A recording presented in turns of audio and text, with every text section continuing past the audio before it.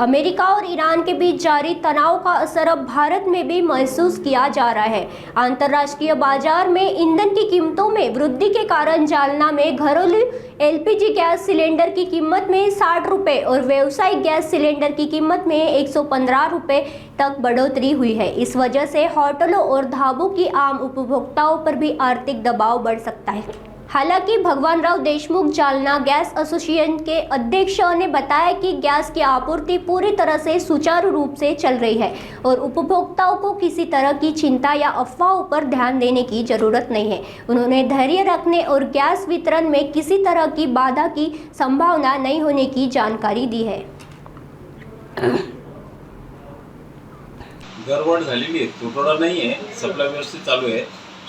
फक्त दरवाढ झाल्यामुळे आणि थोडंसं तुटवडा लोक गर्दी करू आले म्हणून प्रॉब्लेम राहिला, पण सप्लायला काही प्रॉब्लेम नाही। कंपनीकडून माल बरोबर यायला लागला, फक्त लोक थोडे पॅनिक झाले। पॅनिक म्हणजे रश करायला लागले थोडेसे, तेव्हा मिळतो की नाही हे शंका लोकांना वाटायला। मग तसं काही शंकेचं काही कारण नाही, सप्लाय चांगला आहे, लोकांना घाबरण्याचं काही कारण नाही। आणि रेट वाढलेले, आजपासून रेट सरकारनं वाढवले, 60 रुपये वाढवले पर सिलेंडर डोमेस्टिकमध्ये। कमर्शियलमध्ये वाढवले 115 रुपये, पण सप्लाय चांगला आहे, त्यात काही परिणाम नाही झाले सप्लायचा। कमर्शियल वगैरे काही बंद वगैरे झालेत का गॅस वगैरे? नाही, कमर्शियल बंद नाही केलेलं कंपनीने, काही तसं सांगितलं नाही आम्हाला। सप्लायचं व्यवस्थित देऊ राहिले ते कमर्शियलचं। ग्राहकांची गर्दी वगैरे गॅस सिलेंडर घेण्यासाठी नाही, ग्राहकाची गर्दी आज थोडीशी सकाळी होती, कारण ती बुकिंग जरा प्रॉब्लेम येत होतं।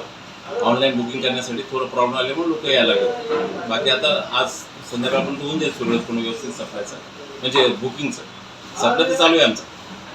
ज्या ग्राहकांकडे 2 सिलेंडर आहेत त्यांना काही वेळेवर म्हणजे विलंब होणार आहे का? नाही, 21 दिवसाचे गॅप दिलेला फक्त कंपनीने, की 21 दिवसानंतर बुकिंग करता येईल, पण त्याला 21व्या दिवशी लगेच सिलेंडर भेटू शकतो, काही प्रॉब्लेम नाही। आणि उन्हाळ्याच्या दिवशी गॅस असं कमीच लागतो लोकांना घाबरण्याचं काहीच कारण नाही।